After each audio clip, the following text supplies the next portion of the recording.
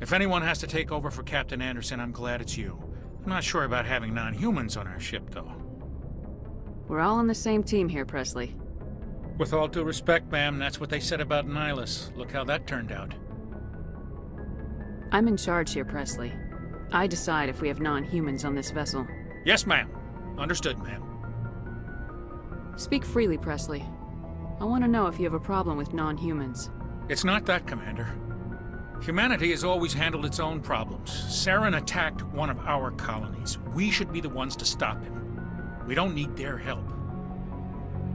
This is bigger than humanity. Saren's a threat to every species in the galaxy, and I'll welcome anyone who wants to help me bring him down. I guess so. Maybe I'm just stuck in the old ways of thinking. But don't worry, Commander. This won't be a problem. How did you end up assigned to the Normandy? I signed up with the Alliance as a navigator right out of school. Following in my grandfather's footsteps, I guess. My first posting was on the Agincourt. We were at Elysium during the Skillian Blitz. A massive fleet of alien raiders hit the colony, trying to wipe it out. They had the numbers, but their ships were no match for an Alliance frigate. It was a slaughter.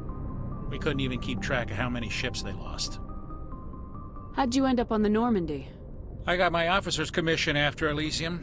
Must have made an impression on the right people. Captain asked for me when he was picking his crew. Carry on, Pressly. Yes, ma'am.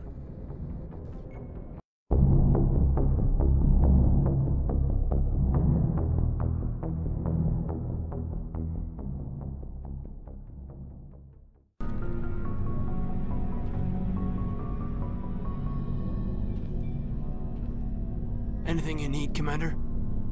What's your opinion on the last mission? I don't see how we could have done things any better. At least not without getting to Eden Prime sooner. And we were on the scene faster than any other Alliance ship could have been.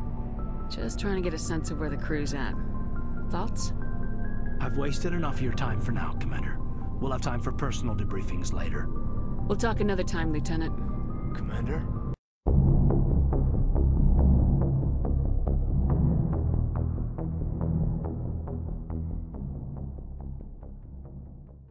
Thanks for bringing me on board, Commander. I knew working with the Spectre would be better than life at CSEC. Have you worked with the Spectre before? Well, no, but I know what they're like. Spectres make their own rules. You're free to handle things your way. At CSEC, you're buried by rules. The damn bureaucrats are always on your back.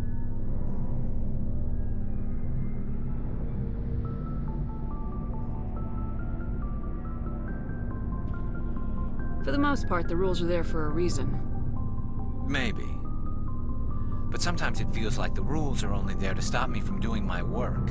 If I'm trying to take down a suspect, it shouldn't matter how I do it, as long as I do it. But CSEC wants it done their way. Protocol and procedure come first. That's why I left. So you just quit because you didn't like the way they do things? There's more to it than that. It didn't start out bad, but as I rose in ranks, I got saddled with more and more red tape. CSEC's handling of Saren was typical. I just couldn't take it anymore. I hate leaving. I hope you made the right choice. I'd hate for you to regret it later. Well, that's sort of why I teamed up with you. It's a chance for me to get off the Citadel, see how things are done outside CSEC. Either way, I plan to make the most of this. And without CSEC headquarters looking over my shoulder, well, maybe I can get the job done my way for a change. If getting the job done means endangering innocent people, then no. We get the job done right, not fast. Got it? I wasn't trying to... I understand, Commander.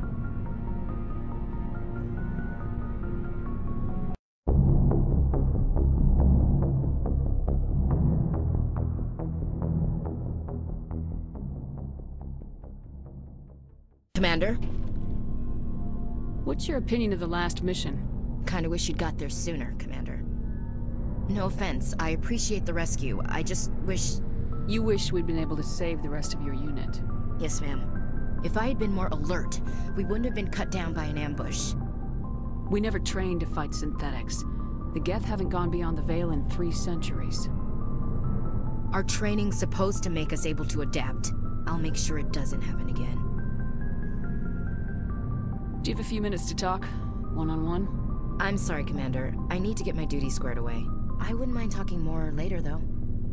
Dismissed, Chief. Ma'am?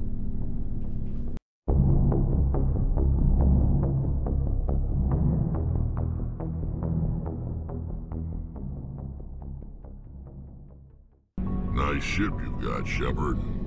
What can I do for you? What's your story, Wrex? There's no story. Go ask the Quarian if you want stories. You Krogans live for centuries. Don't tell me you haven't had a few interesting adventures. Well, there was this one time the Turians almost wiped out our entire race. That was fun.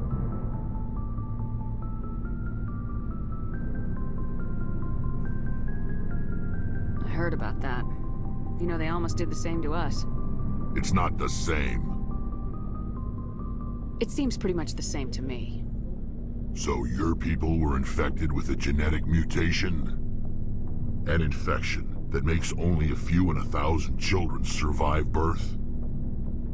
And I suppose it's destroying your entire species? I suppose it isn't all the same. I don't expect you to understand, but don't compare humanity's fate with the Krogan. Sorry, Wrex. I wasn't trying to get you upset.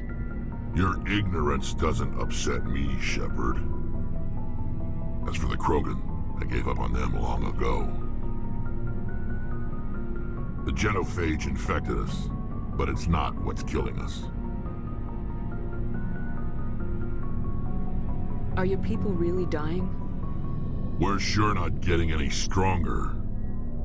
We're too spread out. None of us are interested in staying in our own system.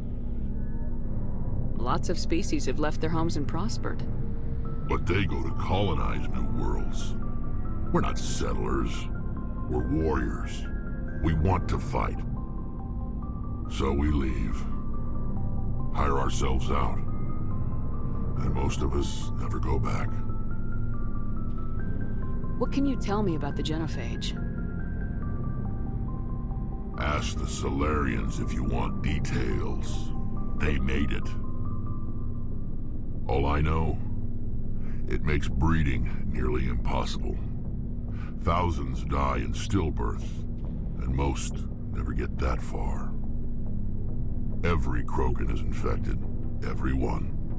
And no one's rushing to find a cure. Why don't the Krogan try to find a cure? When was the last time you saw a Krogan scientist? You ask a Krogan, would he rather find a cure for the genophage or fight for credits? He'll choose fighting every time.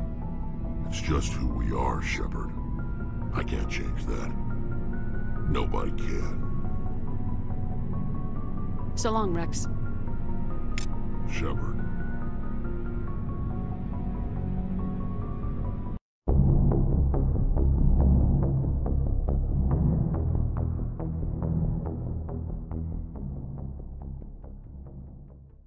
Hey, Commander, you know that Quarian, Tali?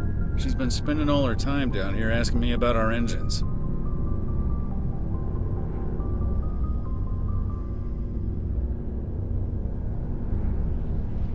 I'll tell her to leave you alone. What? No, she's amazing. I wish my guys were half as smart as she is. Give her a month on board and she'll know more about our engines than I do. She's got a real knack for technology, that one. I can see why you wanted her to come along.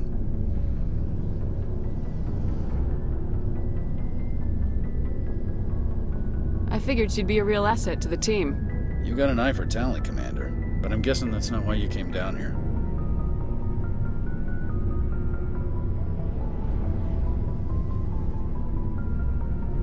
I want to know more about the Normandy. She's the best ship I've ever served on, probably the fastest vessel ever designed, and she's the only one using the new tantalus drive core. What's so special about the tantalus drive core? Proportionally, it's about twice the size of any other vessel. Not only are we faster, but we can run at FTL speeds longer before we have to discharge the core.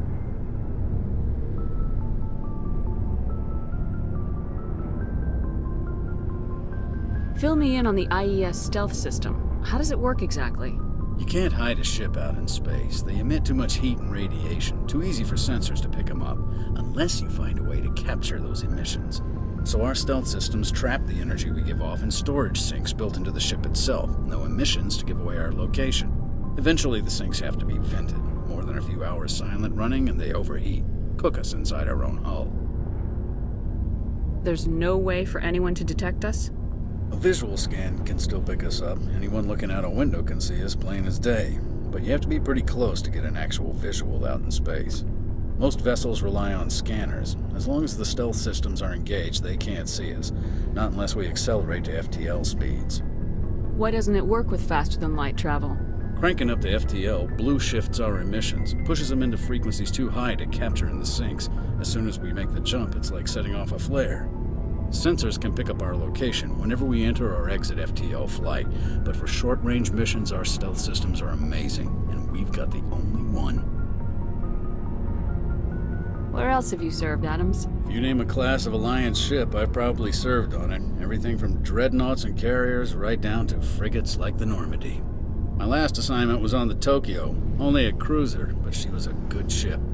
Couldn't hold a candle to the Normandy, though. Carry on, Adams.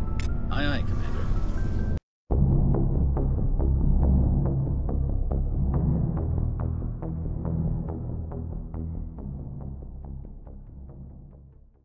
Your ship's amazing, Shepard. I've never seen a drive core like this before. I can't believe you were able to fit it into a ship this small. I'm starting to understand why you humans have been so successful. I had no idea Alliance vessels were so advanced. The Normandy's a prototype, cutting-edge technology. A month ago, I was patching a makeshift fuel line into a converted tug ship in the flotilla. Now, I'm sitting on board one of the most advanced vessels in Citadel space. I have to thank you again for bringing me along. Traveling on a vessel like this is a dream come true for me. I had no idea you found ship technology so interesting. It comes with being a Quarian. The migrant fleet is the key to the survival of my people. Ships are our most valuable resource.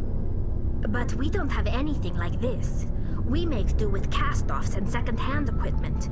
We just try to keep them running for as long as we can. Some of the fleet's larger vessels date all the way back to our original flight from the Geth.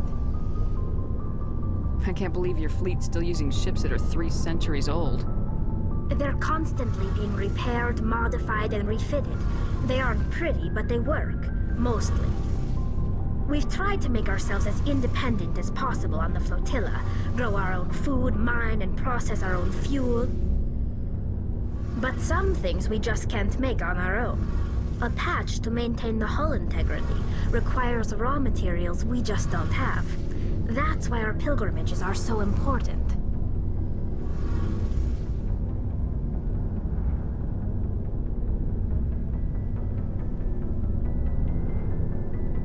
I want to know more about the pilgrimage.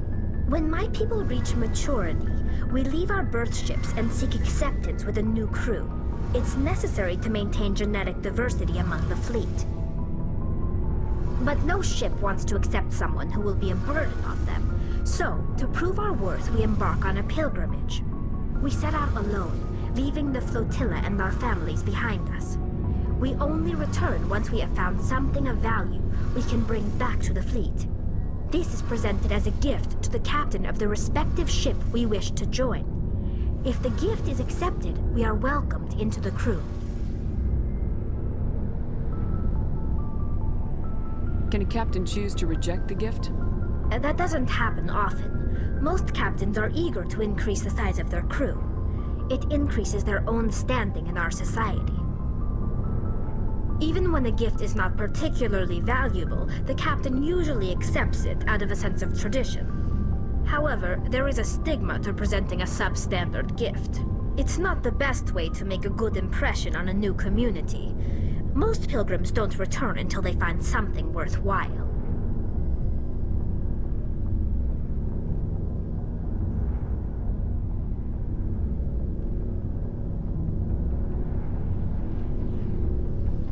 I can't believe they just send you off alone.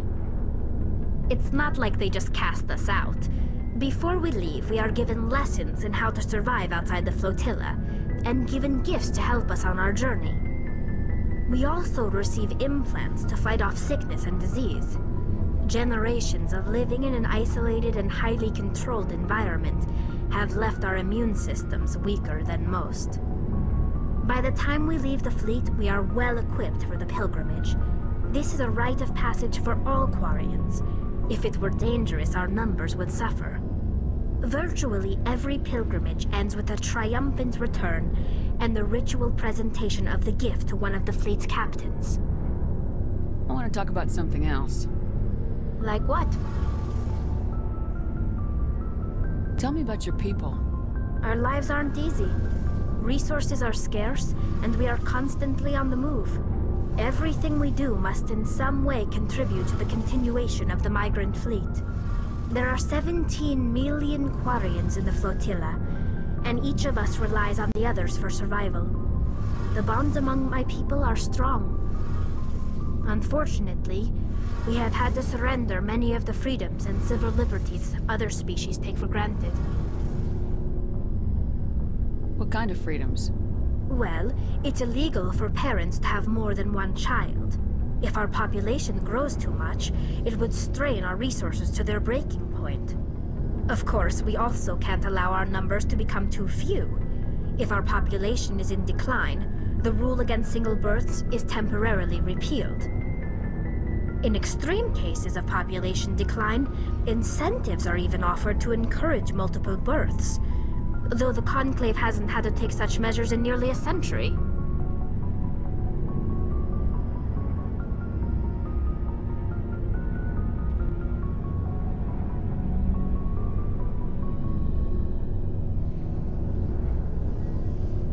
That's your government. The Conclave is our civilian branch of government. Each ship can elect a representative to serve on the Conclave and make decisions that affect the fleet as a whole. On matters that affect an individual ship, however, the captain has the final say. It's a tradition that dates back to the early days, when the fleet was governed by martial law. Fortunately, most captains nowadays are smart enough to have an elected council from their crew to give them advice and guidance. So the ultimate power rests with elected officials? In practice, the Conclave and the respective council for each ship tend to set the rules that govern our daily lives. But in theory, we are still under military jurisdiction. The 5 top-ranking military officials in the fleet serve on the Admiralty Board. These 5 have the power to overrule any decision by the Conclave in case of emergency. To do so requires unanimous agreement among the Admiralty, and they can only do this once. After that, the entire board must resign their posts. It's a safeguard that served us well. In nearly 3 centuries, the Admiralty Board has only overruled the Conclave 4 times.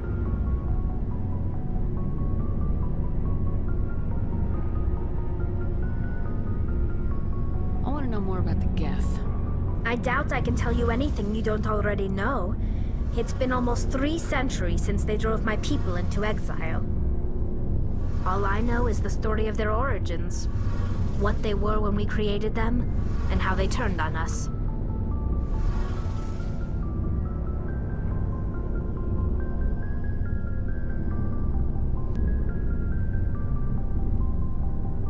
Interesting. The Geth were originally created to serve as an automated manual labor force. Initially, their intelligence was as limited as any VI. Over time, we made small modifications to their programming to allow them to perform more varied and complex tasks, bringing them closer and closer to true AI status. How come the Council didn't step in and stop you? This wasn't true AI research. We may have been skirting the bounds of the law, but we never did anything that was actually illegal. The changes were so insignificant, so gradual, that we were able to control them. Or so we thought. But one thing we underestimated was the power of the neural network. A million Geth thinking simultaneously created an inherently unstable matrix. So the Geth share brain power? Many of the Geth's logic systems were designed to work in concert with other nearby Geth. Basically, the more of them you have in the group, the smarter they are. So there's some sort of group consciousness. No, nothing like that. They cannot share sensory data or information. Their programming cannot handle that much simultaneous input. Each Geth maintains an individual awareness and identity. The neural network only operates on a process-based level. It's basically the synthetic equivalent of a subconscious. But when they're in close proximity, they can coordinate low-level functional processes, freeing up more capacity for original or independent thought.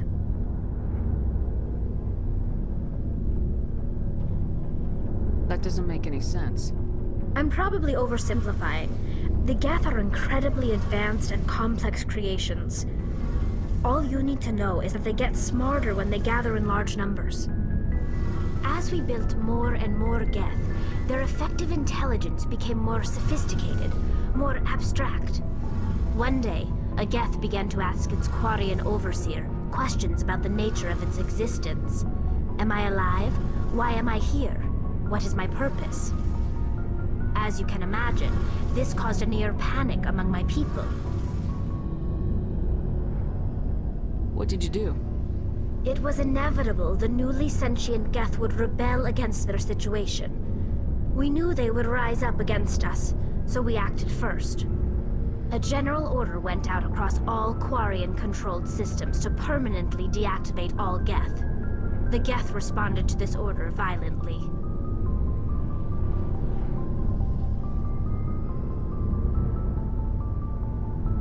You didn't really think they'd just let you destroy them without a fight, did you? The hope was that most of the Geth would still be little more than machines, incapable of organized resistance. But they had progressed much further than anyone anticipated. The war was long and bloody. Millions upon millions of Quarians died at their hands. In the end, we were forced to flee our own homeworld. We feared the Geth would pursue us, but they never came beyond the Veil. Now we drift through space, exile searching for a way to reclaim what was once ours. It's hard to feel sorry for you. Your ancestors tried to wipe out another species. We made a mistake when we created the Geth in the first place. But we did not make a mistake when we went to war against them. If we had not acted, they would have wiped us out. They're a synthetic life form. They have no use for organics. None. Why do you think they cut themselves off from the rest of the galaxy? Why do you think they've killed every organic being who's ever tried to contact them? They didn't kill Saren. What does that tell you? The Geth are not innocent victims in all this. They're the enemy. They want to destroy us. Not just the Quarians. All organic life. That's why they've joined up with Saren. And that's why we have to stop him. I should go. See you later.